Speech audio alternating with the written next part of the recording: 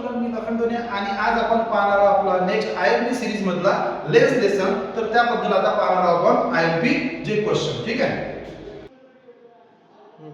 तर यामध्ये आपण पहा स्टुडंट, मी या इथे ठिकाणी हायलाइट केलाय तो पार्टच पाहायचा की जो आपल्याला पेपरमध्ये येण्याचे चान्सेस आहे ते आपण हायलाइट केलेलं आहे. ओके. त्यानंतर पहा स्टुडंट, इथे आपल्याला दिलं आहे की image of form by convex lens, याच्यामध्ये याच्या जे रूल दिले आहे ते खूप इम्पॉर्टंट आहे. ओके.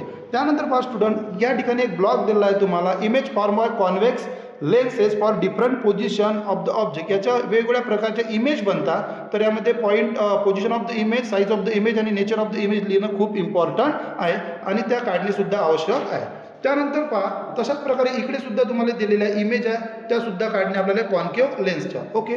त्यानंतर पहा स्टुडंट, इथं फॉर्म्युला, लेन्स ऑफ फॉर्म्युला आहे तो इम्पॉर्टंट आहे. त्याच्यानंतर मॅग्निफिकेशनचे फॉर्म्युले इम्पॉर्टंट आहे. त्यानंतर पहा पॉवर ऑफ लेन्स, तुम्हाला पॉवर ऑफ लेन्सबद्दल तुम्हाला शॉर्ट नोटसुद्धा विचारल्या जाऊ शकते आणि कॉम्बिनेशन ऑफ लेन्सेसबद्दल.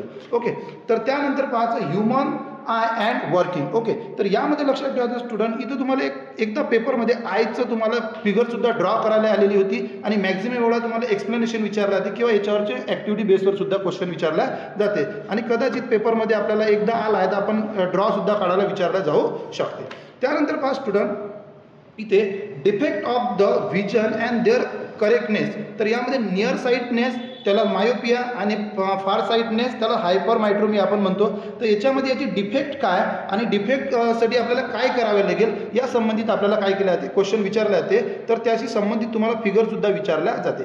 त्यानंतर या आणखी हायलाईट केला, याच्यामध्ये आपल्याला दिला आहे use of a concave lens. Concave लेन्सचे यूज काय ते आपल्याला इथं दिलेले आहे. ठीक आहे. त्यानंतर पहा पर्सेंटेज ऑफ व्हिजन, या टॉपिकवर यावर्षी तुम्ही करू शकता, येण्याचे चान्सेस आहे. ओके.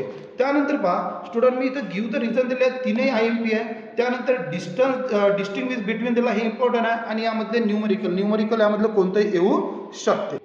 पहा या ठिकाणी आपला जो लेन्स लेसन आहे, या लेन्स लेसनचे आपण आयएमपी बघितले. अशा प्रकारे जर तुम्हाला आयएमपी हवं असेल तर तुम्ही आमच्या चॅनलला लाईक करू शकता, सबस्क्राईब करू शकता, शेअर सुद्धा करू शकता. थँक्यू.